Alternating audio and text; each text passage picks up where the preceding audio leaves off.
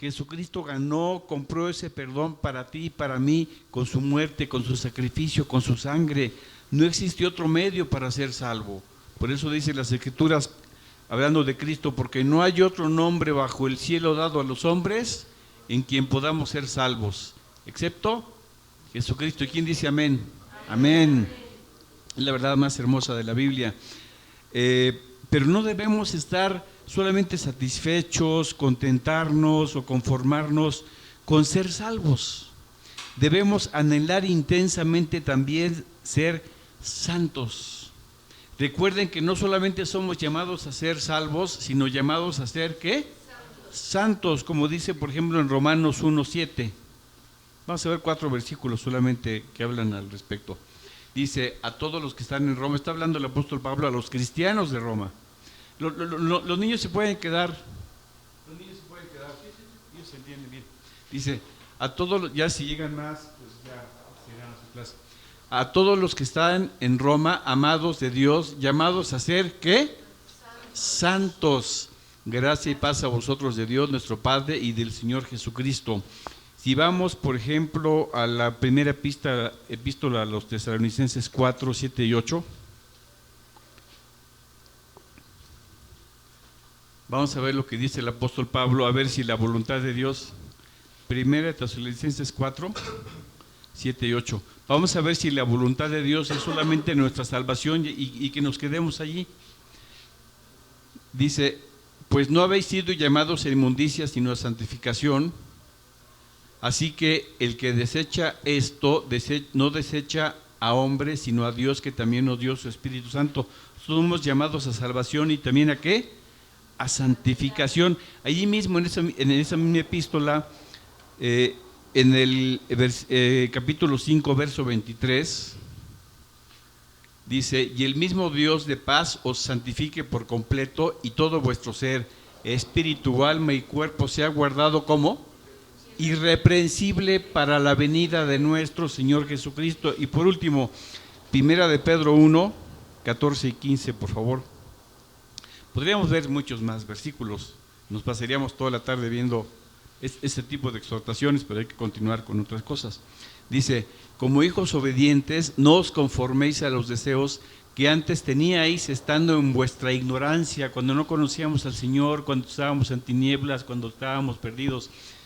Y dice el 15, sino como aquel que os llamó es santo,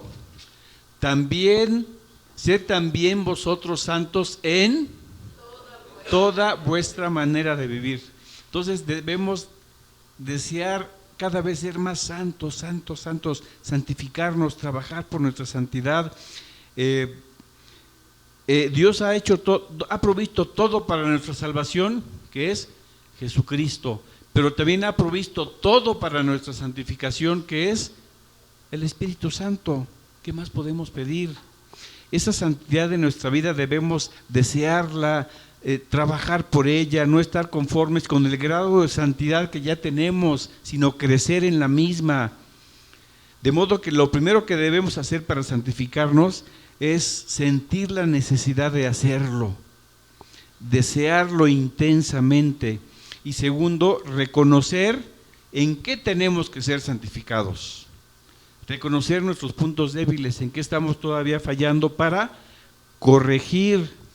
Reconocer lo malo que aún hay en nuestra vida, en qué tenemos que cambiar. Y estar dispuestos a deshacernos de esa maldad que todavía puede existir en nosotros. El problema es que a nosotros como cristianos, como el Señor ya nos quitó mucho de nuestra maldad, ¿no es así? Ya nos quitó los que consideramos pecados gordos, mal considerados pecados gordos, y ya nada más nos dejó los chiquitos, los flacos, mal llamados flacos o chiquitos, ¿verdad? Porque no hay pecados gordos y pecados chiquitos, ¿verdad? Tal vez nos quitó los más escandalosos. Entonces, como ya solamente conservamos los chiquitos, entre comillas, nos creemos que ya somos suficientemente buenos, aceptablemente buenos, y nos creemos ya prácticamente el non plus ultra de la santidad. ¿Pero es así? No, por supuesto que no. Y creemos que ya es suficiente, pues ya estoy bastante limpio, ya dejé muchas cosas, qué bueno soy. Pero vamos a ver, por ejemplo, qué dice nuestro Salvador Jesucristo en Lucas 16:15. Dice, entonces les dijo, vosotros sois los que os justificáis a vosotros mismos delante de los hombres, mas Dios conoce vuestros corazones, porque lo que los hombres tienen por sublime delante de Dios es abominación. Ay, qué bueno soy, ya dejé esto, ya dejé tal, ya nada más me quedan detallitos. Pues esos detallitos, a los ojos de Dios, esa abominación, como veremos más tarde, pues de esas abominaciones tenemos que luchar para deshacernos, hermanos, para que sean limpiadas. Me pregunto si los cristianos no estaremos como aquel fariseo de la parábola de Lucas 18, 9 a 14, de la que nos habló nuestro Dios y Salvador Jesucristo. Él nos dice así: a unos que confiaban en sí mismos como justos y menospreciaban a los otros, dijo también esta parábola. Dos hombres subieron al templo a orar, uno era fariseo y el otro era publicano. El fariseo, puesto en pie, oraba consigo mismo de esta manera: Dios, te doy gracias porque no soy como los otros hombres, ladrones, injustos, adúlteros. ¿No estaremos así nosotros, hermanos? Ni aun como este publicano. Ayuno 2 veces a la semana, doy diezmos de todo lo que gano. Mas el publicano estando lejos, los publicanos eran ladrones, ¿verdad? Mas el publicano estando lejos no quería ni aun alzar los ojos al cielo, sino que se golpeaba el pecho diciendo: Dios, sé propicio a mí, pecador. Os digo que éste descendió a su casa justificado antes que el otro, porque cualquiera que se enaltece será humillado, y el que se humilla será enaltecido. Hermano Israel, ya llegaron más niños. ¿Sí? Sandy, ¿quieres acompañar a los niños a la clase para que tus hijos acepten ir? ¿Sí? Bueno, entonces se quedan todos. Bien, entonces decíamos, puede ser que estemos así como aquel fariseo, como ya nos limpió Dios muchas cosas. Ay, qué bueno soy, no hago tal cosa, ya no soy adúltero, ya no soy ladrón, ya no soy borracho, qué bueno soy. Y puede ser que estemos como aquel fariseo, que nos echemos porras en lugar de humillarnos como el publicano. ¿Quién es el que obtuvo misericordia? ¿El que se enalteció o el que se humilló? El que se humilló, exactamente. Entonces nos creemos muy buenos por lo que ya no hacemos. Qué bueno que ya no lo hacemos y sigamos así. Pero lo importante es ver lo que sí hacemos mal todavía. No el mal que ya dejamos, sino todavía el que hay en nuestra vida. Lo que aún falta por limpiarnos. Lo importante no es cuánto me he purificado, sino cuánto me falta todavía por purificarme y trabajar en eso. ¿Vamos bien hasta aquí? ¿Todavía no se me duermen? ¿Todavía están motivados? Bueno, muy bien. Algunos se duermen desde el principio, pero bueno. De manera que, vamos a poner un ejemplo. Imagina que estás limpiando una superficie. Puede ser una tina, un vidrio, una mesa, una pared, un piso, lo que quieras.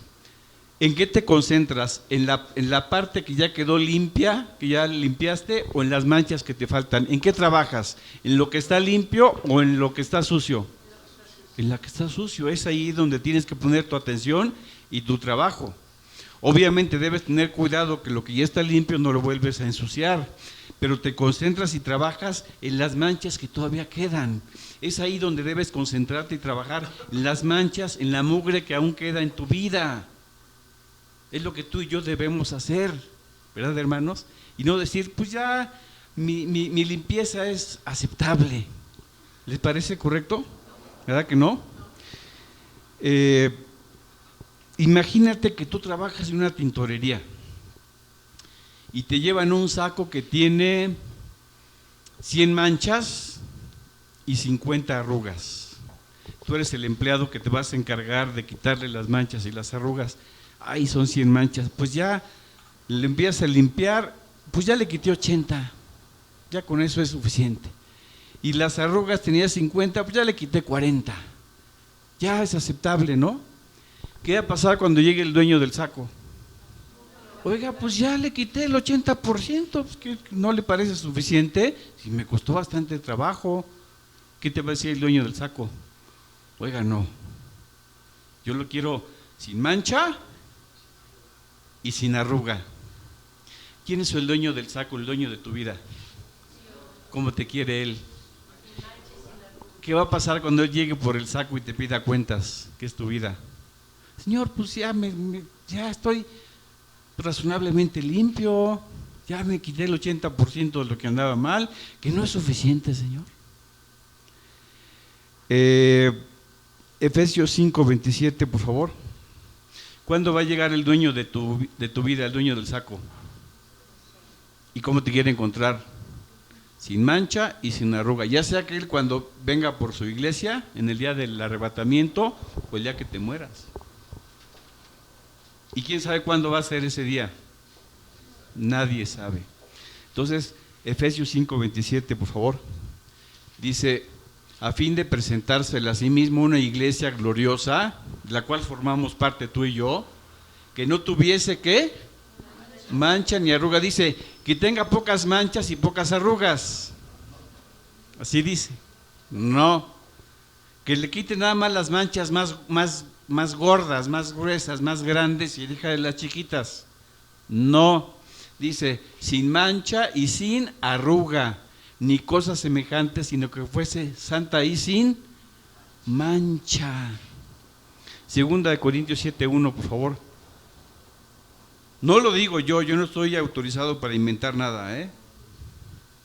¿Qué dice aquí? Así que, amados, puesto que tenemos tales promesas, limpiémonos de toda contaminación de carne y de espíritu, perfeccionando la santidad en el temor de Dios. Nuestra santidad cada día debe ser como perfeccionada, ir en aumento. ¿Vamos bien hasta aquí? Exactamente, porque es el que nos santifica. El Espíritu Santo es llamado Espíritu de Santidad, es el que te da la capacidad para ser santificado. Dios es exigente, sí, nos pide santidad. ¿Por qué?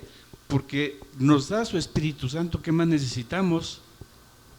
Dice la palabra que al que más se le da, más se le exige. Nos dio a Cristo, nos dio a su Espíritu Santo. ¿Tiene razones para pedirnos una vida de santidad? Sí, sí tiene. De manera que voy a trabajar en lo que aún está sucio y arrugado en mi vida. Nunca voy a dejar de trabajar por ello, siempre ver qué me falta. Bueno, ya superé esto, en qué otra cosa estoy mal, y trabajar en eso para que el Señor me vaya limpiando, que es el dueño del saco, que no debe tener manchas y arrugas. De manera que no me voy a echar porras por las cosas buenas que hago o por las malas que ya no hago, ni me voy a dormir en mis laureles por lo que ya he logrado.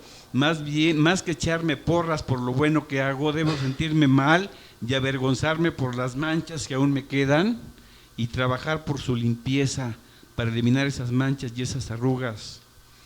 Pero lo primero que tenemos que hacer para deshacernos de esas manchas es identificarlas. Aquello que nos falta por limpiar, y eso que erróneamente consideramos pecadillos o faltas menores, porque no lo son. Y debemos desecharlas de nuestras vidas. Cantares 2:15, por favor. Dice, cazadnos las zorras. ¿Las zorras qué? Pequeñas que echan a perder las viñas. No tienen que ser zorrotas, no tienen que ser animales grandotes para que echen a perder tu viña. ¿Zorras qué? Pequeñas echan a perder las viñas, porque nuestras viñas están en cierne. Detalles que tú consideras pequeños echan a perder tu vida de santidad. ¿Estamos bien?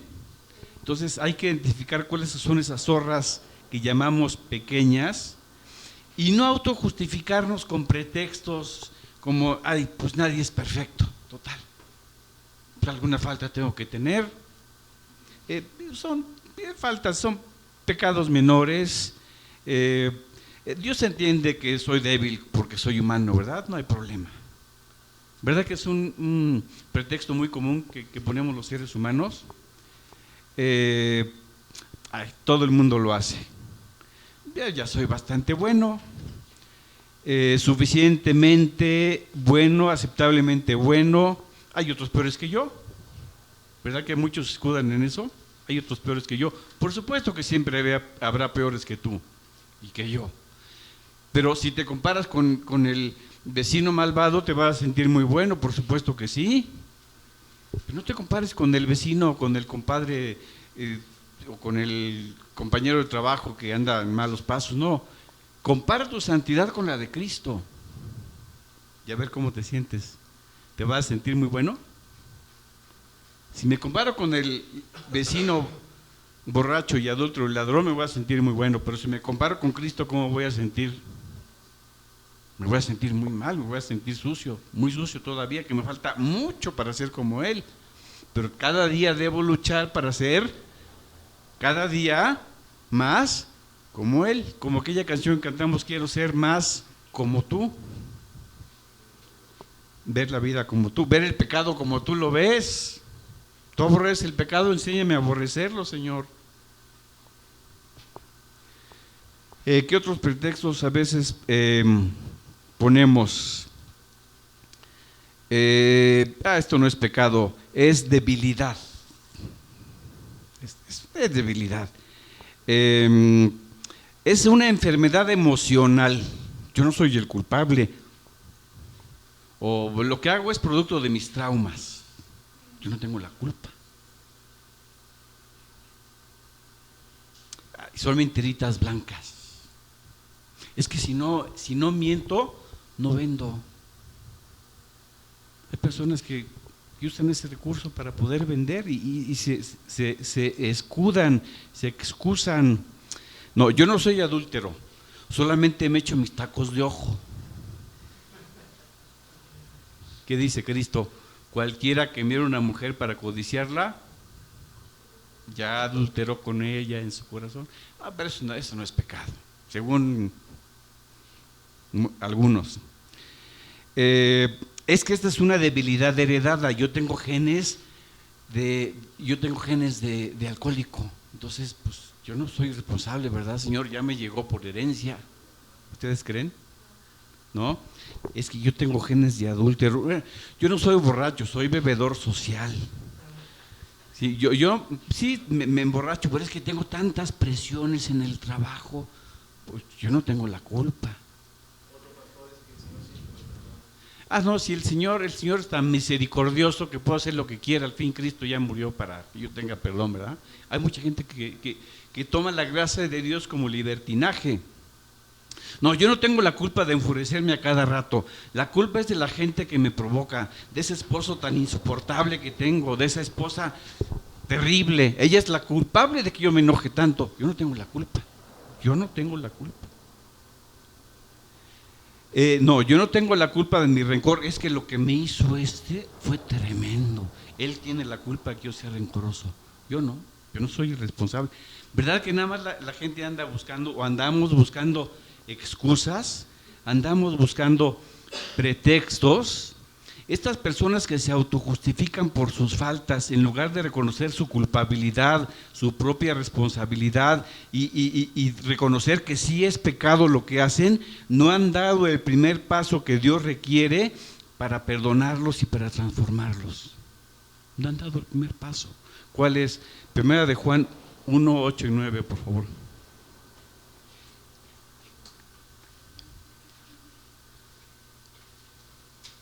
Dice, si decimos que no tenemos pecado, nos engañamos a nosotros mismos. No, si yo ya soy un angelito completo, yo ya nunca hago nada malo. Si decimos eso, ¿qué estamos haciendo? Nos engañamos a nosotros mismos y la verdad no está en nosotros. Y el que sigue es importantísimo también. Si confesamos nuestros pecados, Él es fiel y justo para, ¿qué? Perdonar nuestros pecados y limpiarnos de toda maldad. ¿Qué significa confesar? Aquí tengo un Nuevo Testamento multiversiones, donde tiene una traducción más moderna, actual. Dice, son los mismos versículos, pero en otro lenguaje, lo hizo otro traductor. Si decimos que no hemos pecado, nos engañamos a nosotros mismos y no decimos la verdad.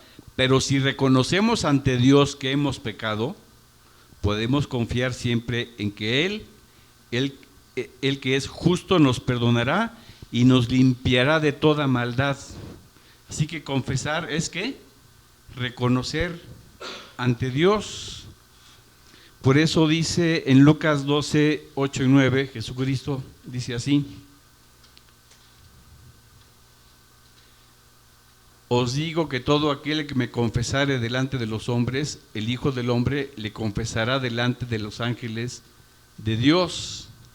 O sea, ¿qué significa aquí confesar?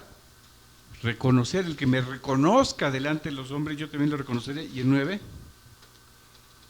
mas el que me negare delante de los hombres será negado delante de los ángeles de Dios. Así que confesar, ¿qué significa? Reconocer ante Dios. Si reconocemos ante Dios nuestros pecados, dice, Él es fiel y justo para perdonarnos y limpiarnos de toda maldad. ¿Cuál es la diferencia entre perdonarnos y limpiarnos de toda maldad? Perdonarnos es que Dios no te toma en cuenta tu pecado. Perdonarte una borrachera, tú te emborrachas, Dios te perdona la borrachera, quiere decir que no te la toma en cuenta. Pero limpiarte de toda maldad es quitarte lo borracho. ¿Se entiende la diferencia? Tú cometes un robo, Dios te lo perdona, no te lo toma en cuenta, ese es el perdón.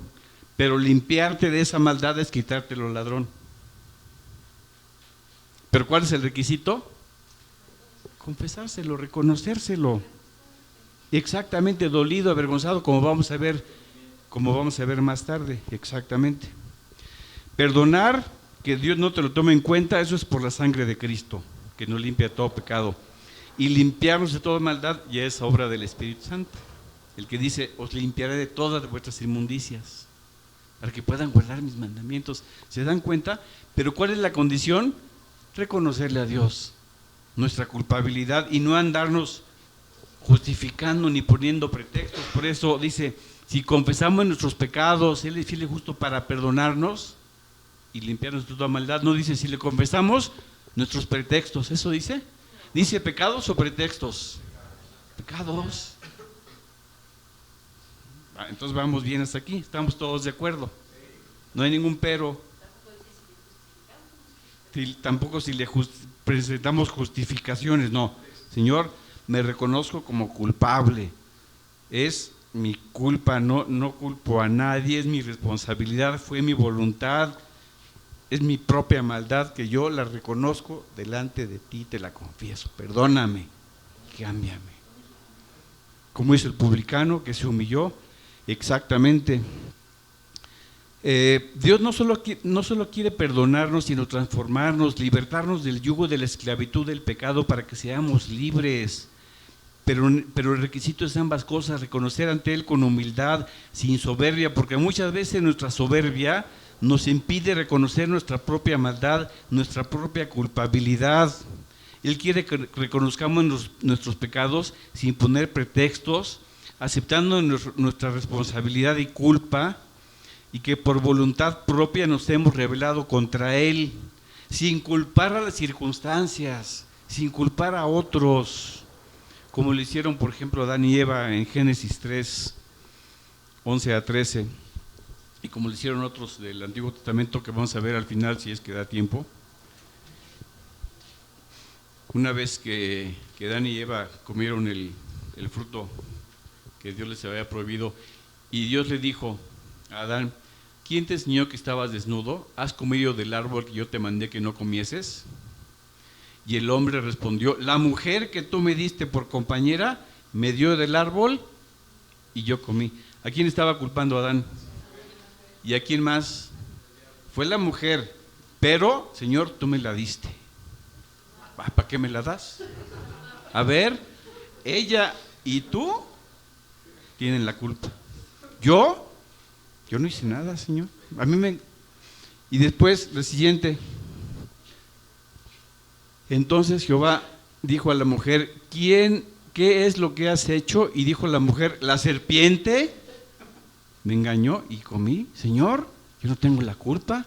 La culpa siempre, porque la culpa de tus males siempre es de otros. Hasta de tus faltas, de todo. Nosotros nunca, ¿verdad? Ellos reconocieron, se humillaron, le pidieron perdón a Dios. Probablemente los teólogos debaten si hubieran obtenido el perdón, si ellos se hubieran humillado y hubieran pedido perdón a Dios, pero no lo hicieron, ni reconocieron su falta. Bien, continuamos. Dios quiere que nos humillemos, es importantísimo humillarse ante Dios, como vimos en la parábola del fariseo y el publicano. Dice Cristo, el publicano se humilló, Señor, ten misericordia de mí, que soy un pecador. Reconoció, Señor, yo soy un pecador, soy un malvado, perdóname. Sí, porque te humillaste y reconociste. Y el fariseo que no me echaba porras, ay, qué bueno soy, ese no tuvo perdón. Entonces la humillación es importante. Miqueas 6:8, por favor.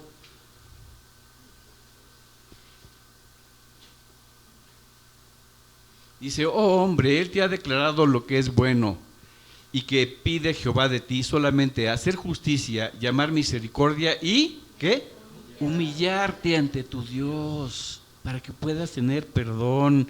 Mientras no reconozcamos nuestro pecado, vamos a seguir en él. No vamos a sentir la necesidad de perdón ni de cambiar, y no vamos a obtener ninguna de las dos cosas, ni perdón ni cambio. El primer versículo que leímos, podemos volver a ponerlo, por favor, hijo, Proverbios 28:13. El que encubre sus pecados no prosperará. El que los encubre, ¿con qué? Con pretextos. Entonces no prosperará, pero más el que los confiesa, el que humildemente lo reconoce ante Dios y se aparta, alcanzará, ¿qué? Misericordia. Pero si no lo reconoces humildemente ante Dios y tu propia responsabilidad, ¿vas a alcanzar perdón? No. Exactamente. El que lo confiesa y se aparta, vas a poder obtener perdón y capacidad para dejarlos. Dios está dispuesto a perdonar y a cambiar todo aquel que dolido, humillado y avergonzado ante Dios, le confiese abiertamente sus faltas, aceptando su propia culpabilidad sin pretextos y con un corazón dolido.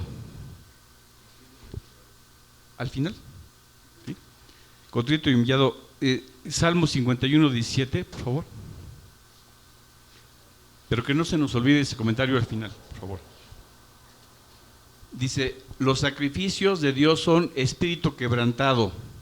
Al corazón contrito y humillado no despreciarás tú, oh Dios, porque tampoco se trata de eso, perdóname, así nada más un perdón de labios maquinal, sino que de veras te haya dolido ofender a Dios, contrito, que realmente, ay Señor, cómo me duele haberte ofendido, haberte desobedecido. Eso es lo que Dios quiere. No una confesión maquinal, así nada más, que te salga de los labios y no del corazón. Salmo 32:5, por favor. Dice, mi pecado te declaré y no encubrí mi iniquidad. Dije, confesaré mis pretextos a Jehová, ¿no? Mis transgresiones a Jehová, y tú perdonaste la maldad de mi pecado. ¿Por qué? Nuevamente, porque las reconoció y las confesó. Y qué importante es estar avergonzado, avergonzarse por el pecado. Jeremías 6:15, por favor. O sea que hay que confesárselas dolidos, humillados y avergonzados por haber hecho eso, avergonzados delante de Dios. Dice Dios, ¿se han avergonzado de haber hecho abominación? Ciertamente no se han avergonzado. ni aún saben tener vergüenza, por tanto caerán entre los que caigan, cuando los castigue caerán, dice Jehová. ¿Saben por qué seguían en lo mismo? Porque no se habían avergonzado de su maldad. Y ahí mismo Jeremías 8:12, por favor, es algo muy similar. Se han avergonzado de haber hecho abominación, ciertamente no se han avergonzado en lo más mínimo, ni supieron avergonzarse. Caerán por tanto entre los que caigan, cuando los castigue caerán, dice Jehová. Fíjense, lo dice 2 veces, en Jeremías 6 y en Jeremías 8. Dios dice, avergüénzate para que abandones. Si a ti te avergüenza algo, ¿lo vuelves a hacer? No. Y por último, Jeremías 31:19. Entonces, ¿qué debemos sentir por nuestro pecado? Humillación, dolor, vergüenza. Dice, porque después que me aparté tuve arrepentimiento, y después de que reconocí mi falta herí mi muslo, me avergoncé. Es lo que no debemos herir nuestro muslo, no debemos herirnos por nuestros pecados, porque Cristo ya fue herido por nuestros pecados. No debemos autoflagelarnos, ¿de acuerdo? Pero dice, después de que reconocí mi falta, me avergoncé. Es lo que tú y yo debemos hacer. Y me confundí porque llevé la afrenta de mi juventud. Entonces, una vez que me avergüenzo, me aparto. Es lo que debemos sentir también. Si algo desaprueba a nuestro Creador, es que no reconozcamos y neguemos nuestro pecado. Jeremías 2:34 y 35, por favor. De veras, la misericordia de Dios es sobre todas sus obras. La misericordia, la capacidad para perdonar de Dios es más grande que el universo, pero pide requisitos. Obviamente tú y yo obtenemos el perdón por el sacrificio de Cristo, pero una vez que si hemos caído en algo, te pide algo. Dice, aún en sus faldas se halló la sangre de los pobres, de los inocentes, no los hallaste ningún delito, sin embargo, en todas estas cosas dices, soy inocente. El pueblo, a pesar de que había hecho maldades, ¿qué decía? Soy inocente, no, si yo no he hecho nada. Es lo que Dios abomina, que neguemos nuestras maldades. Soy inocente, de cierto su ira se apartó de mí. He aquí, dice Dios, he aquí, yo entraré en juicio contigo porque dijiste, no he pecado. Mientras tú sigas diciendo, soy inocente, no he pecado, soy una blanca palomita, yo no tengo la culpa, entraré en juicio contigo y no habrá perdón. ¿Se dan cuenta, hermanos, qué importante es reconocer y confesar ante Dios? Entraré en juicio contigo porque dijiste, no he pecado, cuando Dios sabe que sí lo has hecho. Es algo que Dios no tolera, que no reconozcamos, que ese no sea nuestro caso, hermanos. Mientras permanezcamos en esa actitud, no tendremos el perdón y además seguiremos en nuestra maldad. Veamos más pasajes acerca de la importancia de reconocer ante Dios nuestro pecado, nuestra maldad, porque si no, no hemos dado el primer paso. Jeremías 3, 12 y 13, por favor.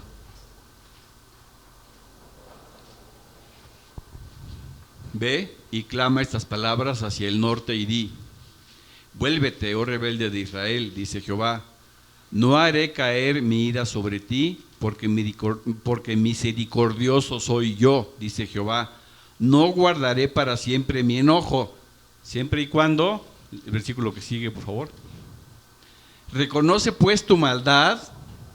¿Quieres que no guarde para siempre mi enojo? Dice Dios. Reconoce pues tu maldad, porque contra Jehová tu Dios has prevaricado, o sea, te has rebelado, y fornicaste con los extraños, o sea, aquí habla de la idolatría, debajo de todo árbol frondoso, y no oíste mi voz, dice Jehová. Dice, o sea, está diciendo, si reconoces tu maldad, no guardaré para siempre mi enojo, pero si no la reconoces, mi enojo seguirá sobre de ti, dice el Señor. Por eso Oseas 5:15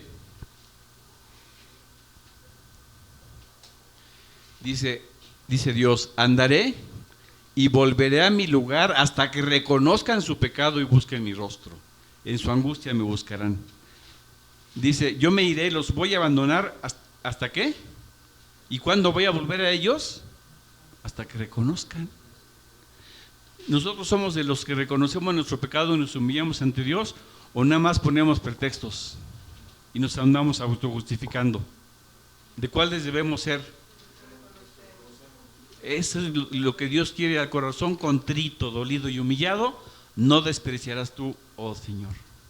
Es lo que debe haber en nuestra actitud, en nuestro corazón, cuando hay alguna falta en nuestra vida. La humillación nos libra de la ira de Dios. Segundo libro de Crónicas 12, 1-7, por favor.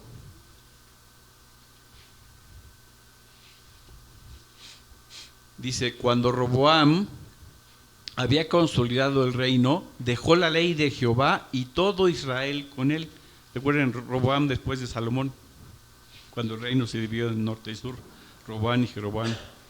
Entonces cayó en idolatría el norte. Entonces, cuando cae en idolatría, ¿qué pasó? Dejó la ley de Jehová y todo Israel con él. ¿Y ustedes creen que Dios se quedó con los brazos cruzados? Vamos a leer hasta el 7, por favor. Y por cuanto se habían rebelado contra Jehová, en el 5º año del rey Roboam, subió Sisac, rey de Egipto, contra Jerusalén. O sea, Dios permitió que el enemigo atacara Jerusalén. ¿Por qué? Porque habían caído en idolatría. Hasta el 7, por favor. Con 1,200 carros y con 60,000 hombres de a caballo, mas el pueblo que venía con él de Egipto, esto es, de libios, siquenios y etíopes, no tenía número. O sea, venía un ejército enorme para destruir al pueblo de Dios, porque había caído en idolatría. Había que darle su disciplina. Y tomó las ciudades fortificadas de Judá y llegó hasta Jerusalén.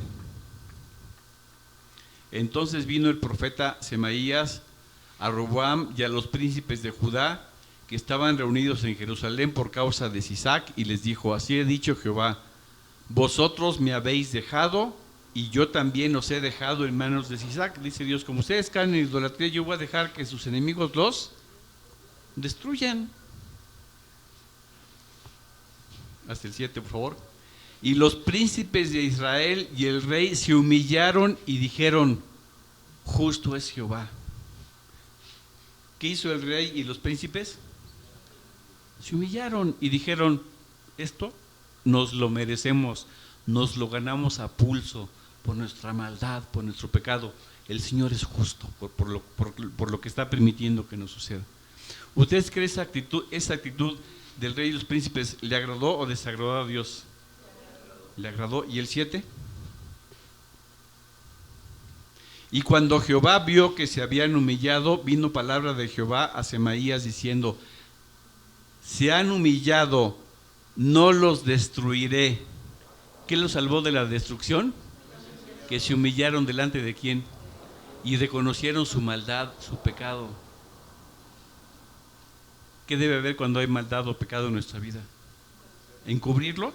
¿Justificarnos? ¿Poner pretextos? ¿O humillarnos ante Dios?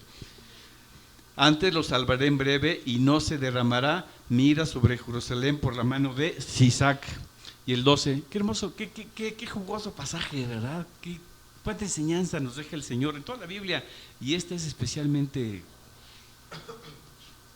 dice, pero serán sus siervos, no, es el 7, el 12. Y cuando Jehová vio que se habían humillado, vino palabra de Jehová a Semaías diciendo, se han humillado, no los destruiré, antes los salvaré en breve, y no se derramará mi ira contra Jerusalén por mano de Sisac. ¿Sí? Dios permitió que sirvieran un poco a los enemigos, pero no fueron destruidos. Obtuvieron alguna disciplina, pero no fueron destruidos. ¿Por qué? Porque es importante la humillación. Mucho más de lo que creemos. El que se humilla será exaltado y el que se enaltece será humillado. Ay, qué bueno soy. Yo no hago nada malo. ¿No? Mis pecados no son pecados. Ese está frito, hermanos. Hay gente del Antiguo Testamento que no reconoció su pecado ante Dios y tuvo consecuencias. A diferencia de lo que hizo David, lo cual es un ejemplo para todos nosotros. Todos sabemos el pecado de David. ¿Qué hizo David cuando pecó con Betsabé? Le echó la culpa. Ay, Señor, ¿cómo crees? Si ella fue la que me provocó, mira lo que estaba haciendo. Yo soy hombre, tengo mis hormonas, pues la deseé. Pues ella tuvo la culpa. ¿Así le dijo al Señor? ¿Le echó la culpa a Betsabé? ¿No? Y luego, a ver, su esposo no quiso cohabitar con ella unos días, unas noches ahí para encubrir el embarazo. Pues no tuve más que deshacerme de él, yo no tuve la culpa. Eso fue lo que dijo David, ¿no? Salmo 51, 1 al 4.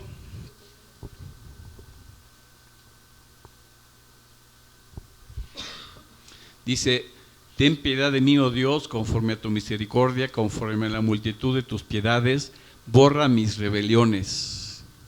Lávame, y más de mí, ¿qué? De mi maldad. ¿Qué reconocía? Su propia maldad, mi culpa, y límpiame de mi pecado. Porque yo reconozco mis rebeliones. ¿Qué hizo David? ¿Se humilló o le echó la culpa a otros? Yo reconozco mis rebeliones. ¿No debemos decir lo mismo nosotros también cuando hay algo mal en nuestra vida? Y mi pecado está siempre delante de mí. Y hasta el 4, por favor. Contra ti solo he pecado y he hecho lo malo delante de tus ojos, para que sea reconocido justo en tu palabra y tenido puro en el juicio. Hasta ahí. Y el 7, por favor. El 17, perdón, 17. Los sacrificios de Dios son el espíritu quebrantado. O sea, Dios no quiere tanto ritualismo, religiosidad vacía, hueca.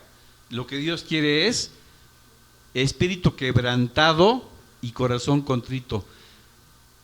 Los sacrificios de Dios son el espíritu quebrantado y al corazón contrito y humillado no despreciarás tú, oh Dios. Entonces aquí sí hay perdón.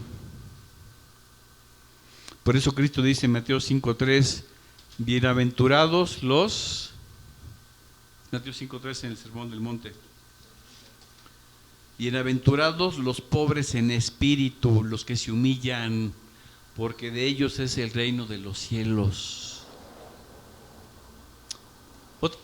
Un pasaje más que habla acerca de la humillación, uno de los pasajes más reveladores y más conocidos del Antiguo Testamento. Yo creo que muchos ya lo tienen memorizados, hermano, pero no trata solamente de memorizarlo, sino de vivirlo. Segundo de Crónicas, porque no es segunda, ¿verdad? Es libro. Segundo de Crónicas 7:14. Dice, pues así empieza también. ¿Qué dice Dios? ¿Por qué no lo leemos juntos? A ver. Si se humillare mi pueblo, sobre el cual mi nombre es invocado, y oraren y buscaren mi rostro, y se convirtieren de sus malos caminos, entonces yo oiré desde los cielos, y perdonaré sus pecados, y sanaré su tierra. ¿Cuál es el primer requisito que pone Dios? Si se humillare, y además se apartare de sus malos caminos. En la Biblia nunca hay contradicciones, por eso está de acuerdo con lo que dice Proverbios 28:13. El que encubre sus pecados no prosperará, pero el que los confiesa y se aparta alcanzará misericordia. Si se humillare y se oraren, si buscaren mi rostro y se volvieren de sus malos caminos, yo iré desde los cielos, perdonaré sus pecados y sanaré su tierra. Hermanos, dejemos de sentir indiferencia ante nuestro propio pecado. Dejemos de sentirnos satisfechos con la santidad actual y busquemos más. Y pidámosle a Dios que nos muestre nuestros pecados, aún los que no consideramos que son tales o los que son ocultos, como dice Salmo 19:12, si es que no anoté mal. ¿Quién podrá entender sus propios errores? Líbrame de los que me son ocultos, Señor, revélamelos. y enséñame a aborrecerlos tal y como tú los aborreces. Y Señor, pidámosle, enséñame a ver el pecado como tú lo ves, desde tu óptica, y sentir la gran necesidad de perdón y de cambiar. Enséñame, capacítame a sentir dolor y vergüenza por ofenderte, y que mis debilidades las conviertas en fortalezas. Examinamos si en nuestra vida hay los que consideramos pecadillos, pero no lo son, hermanos. ¿Qué tal si en nuestra vida hay soberbia? ¿Ustedes creen que es un mal menor? Gravísimo, gravísimo. La soberbia es algo que Dios abomina, Dios le llama pecado, le llama maldad. ¿Qué tal si todavía somos mentirosos? Dice las Escrituras, los mentirosos tendrán su parte en el lago que arde con fuego y azufre. Todos los mentirosos, no el que miente ocasionalmente, sino el que es mentiroso por sistema. ¿Qué tal si todavía hay rencor en nuestra vida?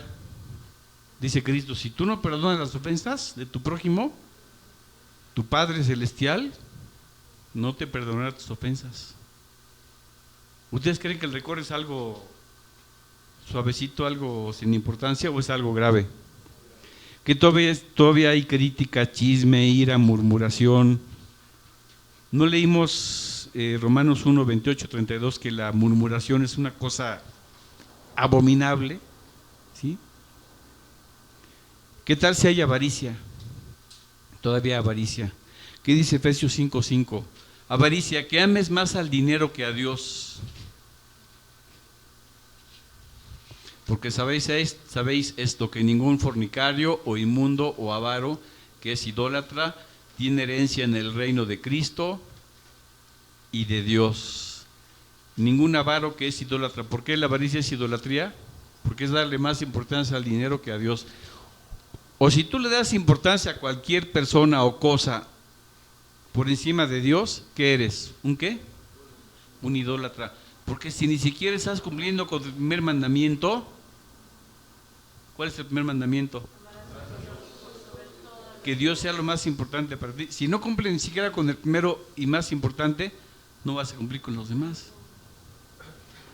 Ya hay gente idólatra que le interesa más el dinero o el fútbol o la novia o lo que sea, más que Dios. Ay, y se cree ya salvo, pero vive en idolatría, hermanos.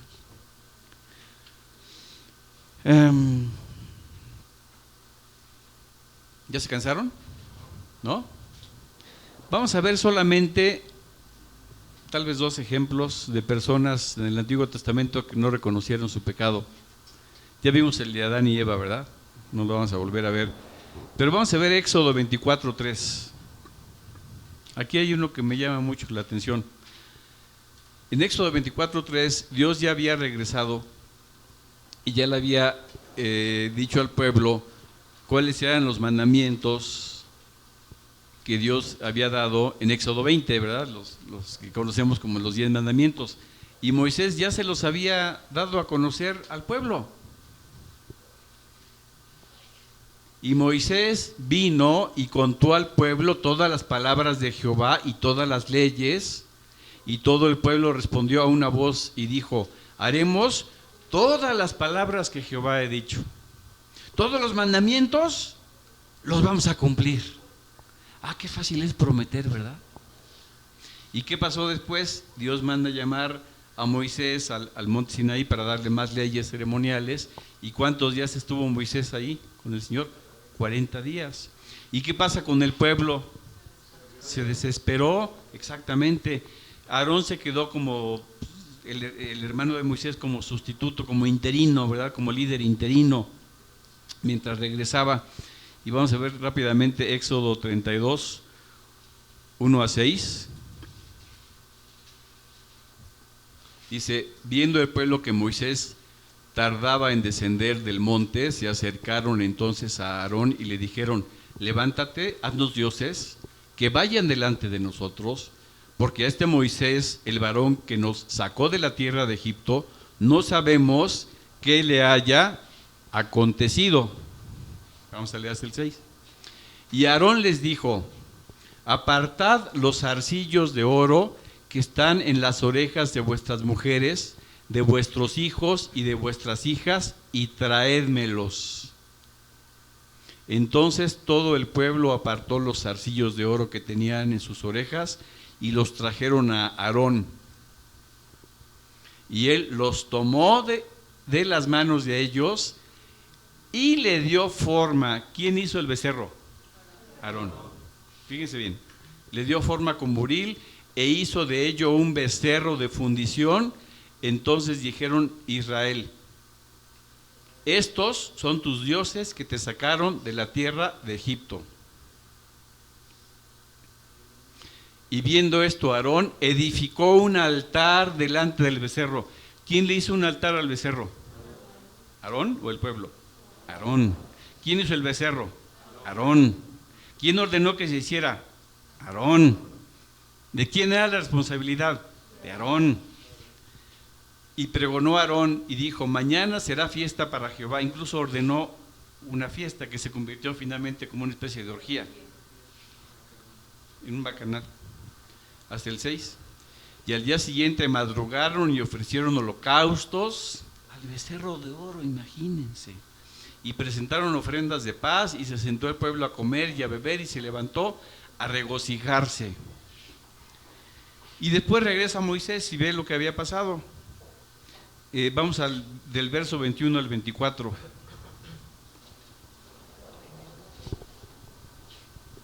Ya cuando Moisés ve y ve todo, el becerro de oro y el bacanal y la idolatría y el altar y todo el desastre que había ordenado Aarón, y dijo Moisés a Aarón: ¿qué te ha hecho este pueblo que has traído sobre él tan grande pecado? Hasta el 24 vamos a ver. ¿Y ustedes creen que Aarón aceptó su responsabilidad? Y respondió Aarón: no se enoje mi señor, tú conoces al pueblo que se ha inclinado al mal, porque me dijeron: haznos dioses que vayan delante de nosotros, porque a este Moisés, el varón que nos sacó de la tierra de Egipto, no sabemos qué le haya acontecido. Y el 24. Y yo le respondí, dice Aarón: ¿quién tiene oro? Apartadlo. Y me lo dieron, y lo eché en el fuego, y salió este becerro. Se hizo solito. Yo no tengo nada que ver. ¿Se dan cuenta? Él lo había formado con sus propias manos.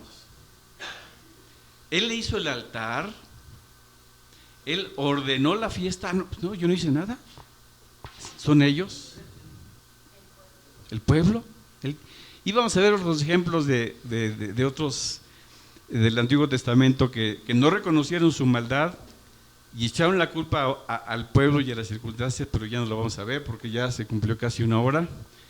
Pero espero que sea suficiente con lo que el Señor nos ha mostrado en su palabra. Vamos a ponernos de pie. Gracias te damos, Señor, por tu palabra, porque es la que nos ministra, porque nuestra vida debe estar basada en tu palabra, en lo que tú nos muestras, en lo que tú nos enseñas, en lo que tú quieres para nosotros, Señor.